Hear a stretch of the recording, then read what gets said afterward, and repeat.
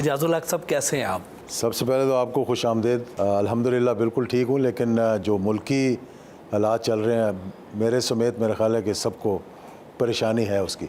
आप हंसते हंसते बड़े शाइस्ता से अंदाज में अपने मुखालफिन को कड़वी कसैली बातें भी आसानी के साथ कर जाते हैं। देखिए, बात यह है कि रिटायरमेंट का वक्त आ गया। यानी एक होता है ना, इंसान को ख्वाहिश होती है यार मैं ये बन जाऊँ, मैं ये बन जाऊँ, और उसके लिए इंसान फिर तको दो भी करता है और फिर कई चीज़ों को कॉम्प्रोमाइज़ कर लेता है। तो अल्लाह का शुक्र है कि शुरू से कभी असूलों को कॉम्प्रोमाइज़ नहीं किया, तो इसलिए जिसको जो कहना होता है कह देते हैं। और मेरा ख्याल है कि लोग हंस के लेते हैं इसको। खसूसी तौर पर चंद एक चीज़ें ऐसी हैं जिसको कॉम्प्रोमाइज़ नहीं करना चाहिए। ख़ास तौर पर हमारे जो इंस्टीट्यूशंस हैं, जो मुल्क के मुहाफ़िज़ हैं, अगर हम उन पे डायरेक्ट अटैक शुरू कर देंगे तो मैं समझता हूँ फिर आप नेशनल इंटरेस्ट को कॉम्प्रोमाइज़ कर रहे हैं। आप कहते हैं कि आपको गेट नंबर 4 से बगैर पास के भी एंट्री मिल जाती है, तो क्या वजह है कि आपके भी आजकल फ़ोन टेप हो रहे हैं? पाकिस्तान की तारीख़ में हर शख्स जो आता है एक अरसे के लिए, लंबे अरसे के लिए, तो तनकीद भी होती है। जनरल ज़ियाउल हक शहीद तकरीबन मेरे ख्याल में पाकिस्तान की तारीख अगर ले लें या सब कॉन्टिनेंट की, तो वो सबसे longest serving chief of army staff, ताहियात आर्मी चीफ। वो तो अल्लाह ताला ने फिर जो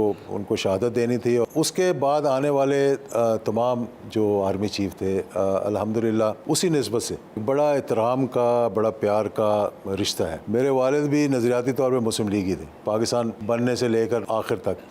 तो मेरे वालिद को भी बहुत से लोगों ने कहा जी आप वर्दी उतार दें, मुस्लिम लीग के सदर बन जाएं तो आपका मुकाबला ही कोई नहीं है। उनको इस बात का मेरे ख्याल में पता था कि मेरी कॉन्स्टिट्यूंसी जो है ना वो मेरी वर्दी है। यही परवेज़ मुशर्रफ साहब को मैंने एक दफ़ा बताया जब अफवाह फैली 2007 में कि एंड की बात है ये कि आप अब वर्दी उतार दें। मुझे जब पता लगा तो मैंने कहा यार कि एज ए सिंसियर पाकिस्तानी या फ़ौज से मोहब्बत करने वालों में अगर मेरा है तो सिंसियर एडवाइस तो दे दूँ ना। तो मैं बड़े बहाने से ना उनको मिलने के लिए गया। दफ्तर में खड़े थे और जल्दी में थे उस दिन। कहने लगे कि हाँ जल्दी बताओ क्या बात है। मैं कहा नहीं आप बैठेंगे तो मैं बताऊँगा। बैठ गए, क्या बात है? मैं कहा जी ये अफवाह सुनी है। कहने लगे हाँ तो फिर क्या हुआ? ये फिर तो बहुत कुछ हो गया। क्या सुना है तुमने? मैं कहा मैंने सुना है कि आप माशाल्लाह वर्दी उतार कर तो सियासत करने जा रहे हैं। मैंने कहा सिर्फ मैं ये बताने आया हूँ कि आपकी कॉन्स्टिट्यूंसी हम नहीं है, आपकी कॉन्स्टिट्यूंसी आपकी वर्दी है। और मैंने कहा मेरे वालिद साहब को भी बहुत से लोगों ने मशवरा दिया था, तो मैं अपने एक्सपीरियंस से आपको बताने आया हूँ। तो उनके एकदम अब्रप्टली उन्होंने कहा ठीक है आप ये बात कर रहे हैं लेकिन प्रेशर भी तो होता है ना।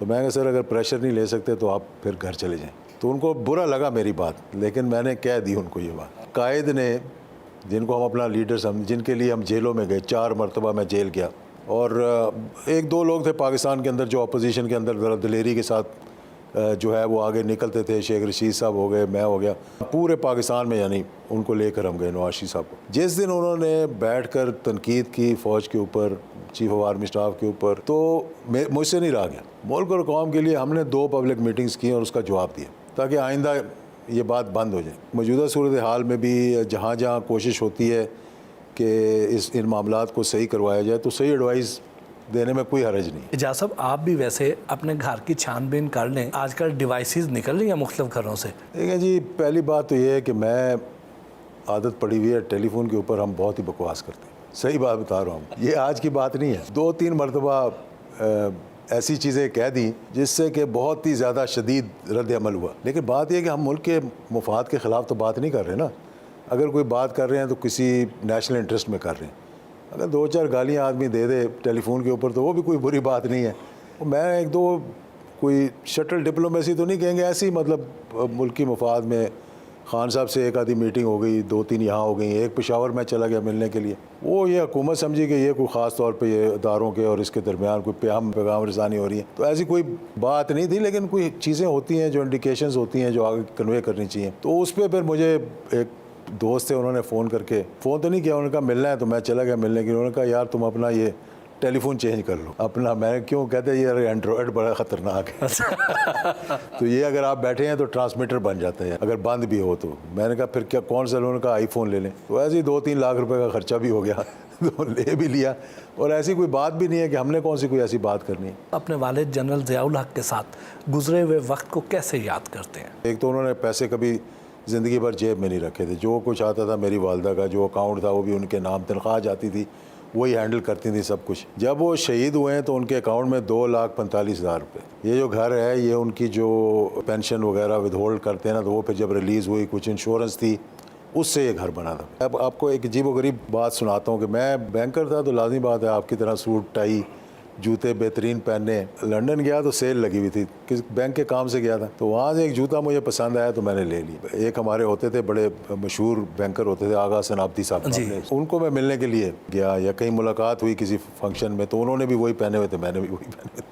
वो तो बहुत बड़े आदमी थे, हम छोटे थे, हमने सेल में ले लिया। पाकिस्तान आया तो एक दिन मैंने अपना जूता पहना हुआ था, ऐसे मैं अपने वालिद साहब के पास बैठा था, मैंने देखा कि बजाय मेरी तरफ देखने के जूते की तरफ देख रहे हैं। तो थोड़ी देर देखते रहे, कहते यार ये जूता बड़ा ज़बरदस्त है, कहाँ से लिया? तो मैंने कहा जी लंदन से लिया था। कितने का था? तो मैंने कीमत बताई तो वो परेशान हो गए, जैसे गुस्सा सा होता है, बड़े ज़बरदस्त बात की। उन्होंने कहा यार मुझे एक बात बताओ, जिस तरह मुझे प्यार से बुलाते थे मेरे निक नेम के साथ। हाँ, मैंने कहा जी फरमाइए। उन्होंने कहा यार ये इतना महंगा जूता पहन के तुम चलते कैसे हो? और उनका शौक क्या था कि मैं आऊँ आपके लिए क्या लेकर आऊँ, कभी कहता जराबें ले आना है और बनियान ले आना, बस। अभी कोई शौक का नहीं उन्होंने इजहार किया। हालांकि जब चीफ ऑफ आर्मी स्टाफ थे, सिवाय जुम्मे के कभी शलवार कमीज़ नहीं, कम ही पहनते थे वो। कहीं ट्रैवल करना है, PIA वालों को पता लगना जी कि प्रेसिडेंट की, चीफ मार्शल और एडमिनिस्ट्रेटर की औलाद आई है, तो वो लाजमी बात है अपग्रेड करो जी, इनको फर्स्ट क्लास में बैठाओ जी। हम खौफ से आगे नहीं अपग्रेड होते थे कि अगर पता लग गया कि हमारा इकॉनमी का टिकट है और हम कहीं अपग्रेड होकर चले गए, हालांकि सारी दुनिया होती थी, हमारी जरूरत नहीं थी, हम इकॉनमी में अगली रो में हमेशा बैठ के हमने ट्रेवल की। आपने फौजी माहौल में आंख खोली, बैरून मुल्क से तालीम भी हासिल की, खुद आर्मी ज्वाइन करने का ख्याल क्यों नहीं आया? 49 शॉर्ट कोर्स था, ये सारों से सीनियर हूँ मैं, जितने अभी गुजरे ना माजी करीब में, इन सब से मैं सीनियर हूँ। अच्छा। तो अप्लाई किया, माशाल्लाह तकरीबन हो भी गया था। मेरे वाले साहब आए थे जॉर्डन से, आने से पहले कहीं उनको ना वहाँ अमेरिकन एम्बेसडर के साथ किसी से बात कर रहे थे कि मेरा बेटा जो है वो अभी ऐसी पोजीशन पे आ गया कि मतलब he has to continue studies वगैरह वगैरह। तो उसने कहा अमेरिका भेजो उसको। तो उन्होंने कहा अच्छा ठीक है। खैर उन्होंने खुद ही थोड़ी बहुत रिसर्च की और अप्लाई करवा दिया। तो आया तो एक दिन मैं बैठा हुआ था उनके साथ, मतलब बिस्तरे पे लेटे हुए थे, एक तरफ वो लेटे हुए थे, तो मैं लेटे हुआ था। मुझे कहने लगा क्या करना है अब आगे? ये फ़ौज में जा रहे हैं, तो पढ़ाई को क्यों नहीं कंटिन्यू करते? मैं ये पढ़ाई कंटिन्यू कर लेंगे आगे जाके, तो पढ़ाई करके करना क्या है। उनको शौक था कि डॉक्टर बने ना, एक बहन मेरी डॉक्टर है, एक भाई मेरा डॉक्टर है, तो मुझे भी बड़ी कोशिश की डॉक्टर बनाने के लिए।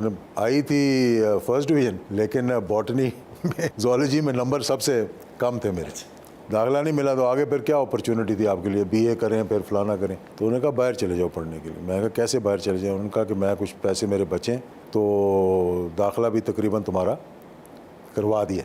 तो मैंने कहा जी कौन सी यूनिवर्सिटी का? थोड़ी रिसर्च, सदर्न इलिनॉय यूनिवर्सिटी थी, कार्बनडेल, इलिनॉय के, शिकागो से 250 किलोमीटर आगे। तो मैंने कहा जी तो ख़र्चा बड़ा आएगा। उन्होंने कोई बात नहीं, मेरे ये सेविंग है $700, एक सेमेस्टर की फ़ीस होगी और हॉस्टल में रहना होगा, और उसके बाद बस अल्लाह अल्लाह खैर सल्ला।